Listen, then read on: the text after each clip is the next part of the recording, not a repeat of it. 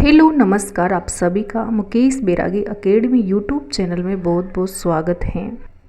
हम RBSE board Rajasthan माध्यमिक शिक्षा बोर्ड की कक्षा 6 की बुक हमारा राजस्थान पढ़ रहे थे। ये नवीनतम संस्करण है 2026 का और ये बुक कक्षा 6 के साथ साथ सभी प्रतियोगी परीक्षाओं के लिए भी उपयोगी है।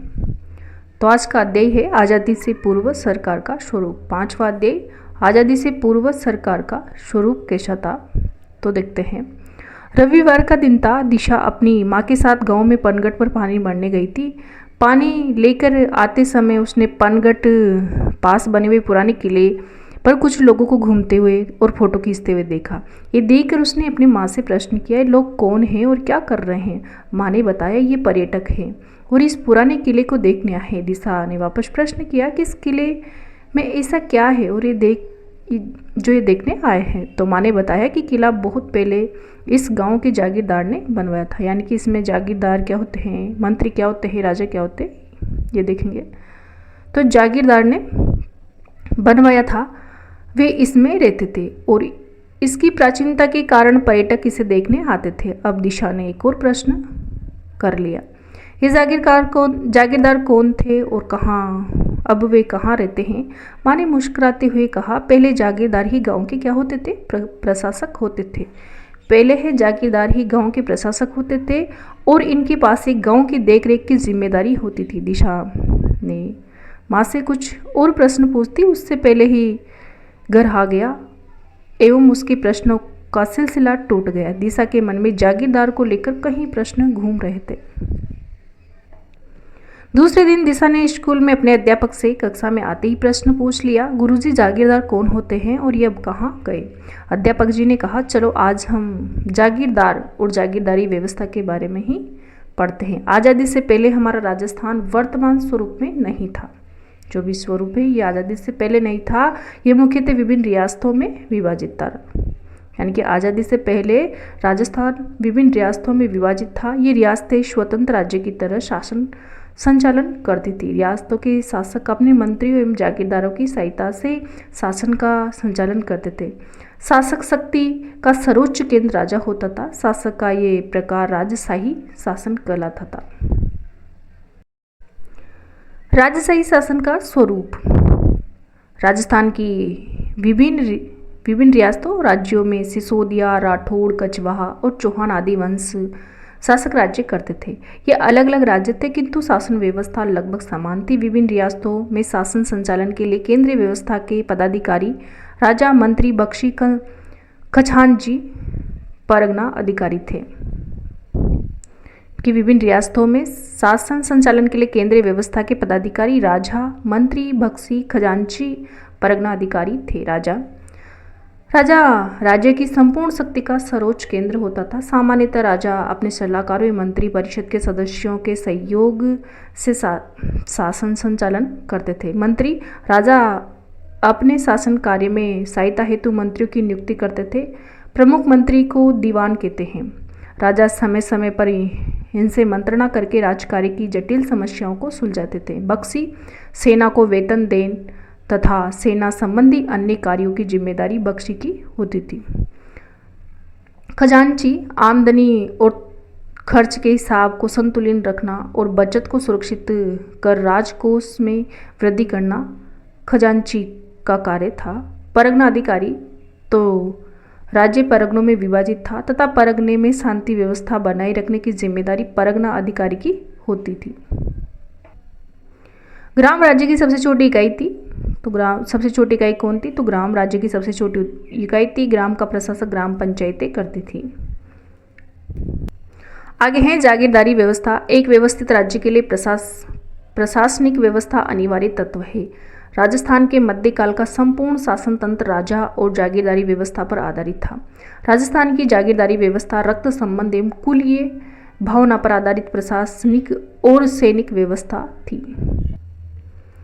राजस्थान में जागीरदारी व्यवस्था का मूल तत्व था कि राजा की मृत्यु के बाद बड़ा पुत्र राजा बनता था। राजा अपने छोटे भाइयों को जीवन यापन के लिए भूमि आवंटित करता था। भाई बंधु को दी गई इस भूमि का स्वामी जागीरदार कहलाता था। जागीरदार का कार्य उस जागीर की सुरक्षा एवं उसका शासन संचालन था। बाद के समय में योग्यता के आधार पर भी जागीरें प्रदान की जाने लगी। कक्षा में बच्चे रुचि से क्या कर रहे थे, सुन रहे थे। तभी सीकर ने शिक्षक से पूछा कि यह व्यवस्था कब से प्रारंभ हुई, उसके बारे में भी बताइए। अध्यापक जी ने कहा कि मैं आपको इसके प्रारंभ के स्वरूप पे बताता हूँ। जागीरदारी व्यवस्था का प्रारंभ कब से हुआ, तो जागीरदारी व्यवस्था का प्रारंभ कब से हुआ इस संबंध में अब तक कोई निश्चित मत नहीं बन पाया है, लेकिन राजस्थान में इसका विकसित और स्पष्ट स्वरूप राजपूतों के शासनकाल से प्रारंभ हुआ। कब से प्रारंभ हुआ, तो राजपूतों के शासनकाल से प्रारंभ हो गया था।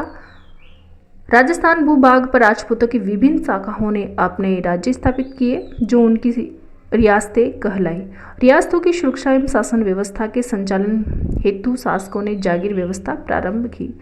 जागीरदारी व्यवस्था का स्वरूप राजस्थान में ये रक्त संबंध पर आधारित सगोत्रीय कुलीय व्यवस्था थी। कैसी थी, तो जागीरदारी रक्त संबंध पर आधारित सगोत्रीय कुलीय व्यवस्था थी।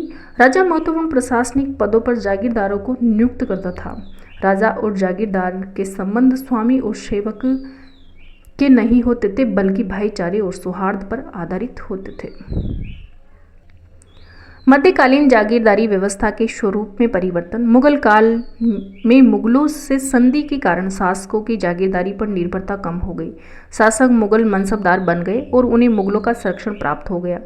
इससे शासक जागीरदारों के साथ स्वामी जैसा व्यवहार करने लगे। प्रारंभ में जागीरदार युद्ध एवं शांति के समय राजा को अपनी सेवाएं देते थे, लेकिन मध्यकाल में सेवाओं के साथ कर व्यवस्था निर्धारित कर दी गई, जिसका उल्लेख जागीर पट्टे में किया जाता था। मुगल शासन प्रणाली की कुछ व्यवस्थाओं का प्रभाव राजस्थान पर भी पड़ा। रियासतों ने अपने प्रशासन को परगनों और ग्रामों में विभाजित किया। अध्यापक के साथ साथ ही अंग्रेजों के समय की शासन व्यवस्था को भी समझा दिया। आगे देखते हैं अंग्रेजों का शासन। अंग्रेजी राज्य की स्थापना के साथ ही भारत प्रशासनिक दृष्टि से दो भागों में विभाजित हो गया। पहला तो ब्रिटिश भारत और दूसरा रियासती भारत। ब्रिटिश भारत केंद्र शासित प्रदेशों एवं 11 प्रांतों से बना हुआ था। सभी प्रांतों के अलग अलग गवर्नर थे, जो कि भारत के गवर्नर जनरल के प्रति क्या थे, उत्तरदायी थे। 1857 की क्रांति के बाद ईस्ट इंडिया कंपनी का शासन समाप्त हो गया। अब भारत के प्रशासन का सीधा नियंत्रण इंग्लैंड के ताज एवं संसद के नियंत्रण में आ गया। लॉर्ड कैनिंग को गवर्नर जनरल के साथ साथ भारत का प्रथम वायसराय नियुक्त किया गया। तो 1857 की क्रांति के समय गवर्नर कौन थे, लॉर्ड कैनिंग थे, और प्रथम वायसराय भी कौन थे, लॉर्ड कैनिंग। इनकी गवर्नर के साथ साथ लॉर्ड कैनिंग को प्रथम वायसराय नियुक्त किया गया था। अंग्रेज सरकार द्वारा विभिन्न अधिनियम पारित करके भारत का शासन संचालन किया जाने लगा। 1935 का भारत सरकार अधिनियम, जिसे 1 अप्रैल 1937 को लागू किया गया था। कब लागू किया गया था, 1 अप्रैल 1937 को लागू किया गया था, के द्वारा अजमेर मेरवाड़ा के प्रशासन में परिवर्तन लाया गया। अब इसे विदेश एवं राजनीतिक विभाग के स्थान पर भारत सरकार के गृह विभाग के अंतर्गत लाया गया। गृह विभाग के अंतर्गत आने का प्रमुख प्रभाव यह हुआ कि अब इस क्षेत्र के सभी कानून संघीय कार्यपालिका द्वारा बनाए जाने लगे, न कि गवर्नर जनरल के द्वारा। देश की आज़ादी के बाद राजस्थान के एकीकरण की प्रक्रिया शुरू हुई। राजस्थान की प्रथम विधानसभा के लिए 1952 ईस्वी में चुनाव हुआ। कब, 1952 ईस्वी में चुनाव हुआ और टीकाराम पालीवाल प्रथम निर्वाचित मुख्यमंत्री बने। राजस्थान के प्रथम निर्वाचित मुख्यमंत्री कौन है, तो टीकाराम पालीवाल।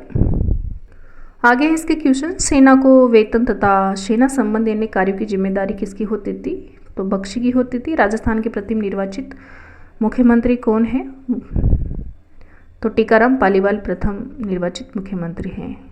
सुमेलित वाले जैसे ग्राम क्या है, तो ग्राम राज्य की सबसे छोटी इकाई थी। ग्राम क्या थी, तो राज्य की सबसे छोटी इकाई ग्राम थी। और मनसबदारी है ना,